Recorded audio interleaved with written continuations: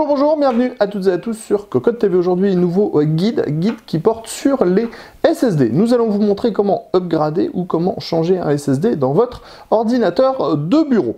Nous allons d'abord faire le tour de l'offre actuelle au niveau des SSD. On a plusieurs formats, le plus répandu étant le 2,5 pouces, comme ceci, qui se branche en SATA, bien souvent dans un panier HDD. Mais nous avons aussi des modèles plus exotiques, comme celui-ci, qui exploite du PCI Express et un format M2 que l'on vient brancher soit sur un PCB comme celui-ci en PCI Express ou soit justement sur un port spécifique sur une carte mère. Nous allons bien sûr vous montrer comment cela fonctionne et comment les monter. C'est tout de suite, c'est maintenant, c'est sur Cocotte TV. Passons maintenant sans plus attendre à la pratique avec le montage du SSD dans notre configuration.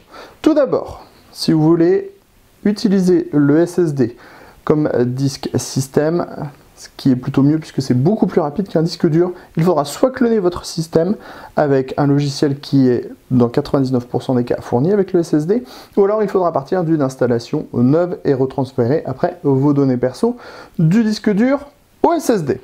Ensuite, il faudra vérifier que votre boîtier puisse intégrer les SSD. Dans le cas de notre boîtier Corsair, nous avons les caissettes de chargement 2,5 pouces sur le dessus et des paniers qui sont compatibles 2,5 pouces, 3,5 pouces. On le voit, nous avons un disque dur là, ici, en 3,5 pouces et le SSD passe parfaitement dans le panier 2,5 pouces. Si ce n'est pas le cas, vous pourrez vous procurer un adaptateur 3,5 pouces vers 2,5 pouces que l'on monte en fait dans l'ancien panier pour pouvoir avoir une compatibilité au niveau des formats. Dans notre cas, nous n'en avons point besoin puisque le SSD peut parfaitement loger dans le panier.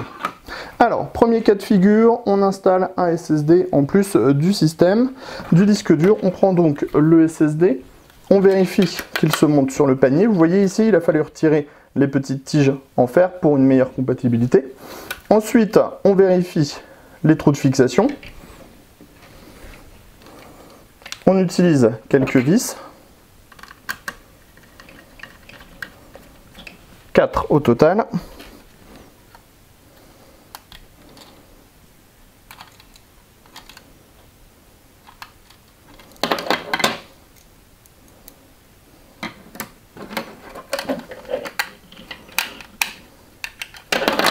Deux.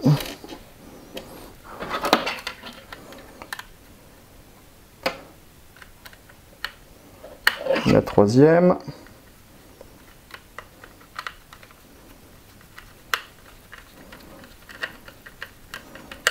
C'est plutôt rapide, ça s'installe en 2 temps 3 mouvements. Le plus long sera de transférer vos données ou de faire les clones des systèmes. Une fois le SSD bien en place, on peut l'intégrer dans son logement. Une fois qu'il est dans son logement, on vérifie bien qu'on a le câble SATA qui va à l'arrière avec la prise SATA. Il ne reste donc plus qu'à brancher le tout à l'arrière.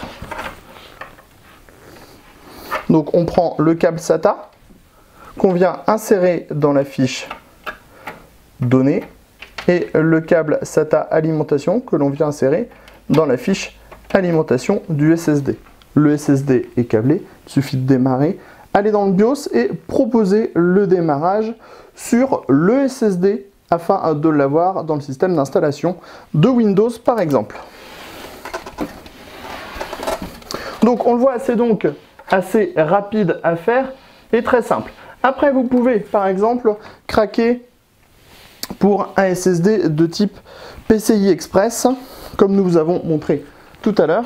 Dans ce cas, le montage n'est pas vraiment plus difficile. Il faudra juste exploiter un port PCI Express de la carte mère en 4X minimum. Par exemple, sur notre configuration, nous avons un port de disponible dans le bas. Nous allons donc enlever l'équerre correspondant au port. On retire la protection du slot, on attrape le SSD PCI Express, on l'installe dans le port, tout simplement, on reprend la vis, on réinstalle la vis, et le SSD PCI Express est monté. C'est encore plus rapide que le SSD 2,5 pouces. Après, comme nous vous le disions, une fois que ces deux modèles sont installés, que l'on soit en SATA, comme ici, ou en PCI Express, il faudra dire au BIOS sur quel SSD booter. C'est impératif. Tout d'abord pour l'installation de Windows, pour que Windows puisse bien détecter le SSD, mais aussi, par exemple, pour les clones, histoire que le SSD se retrouve bien sous Windows une fois que vous avez démarré avec votre ancien disque dur. Sur ce, on vous donne rendez-vous très prochainement pour des nouveaux guides de montage et on vous dit à très bientôt.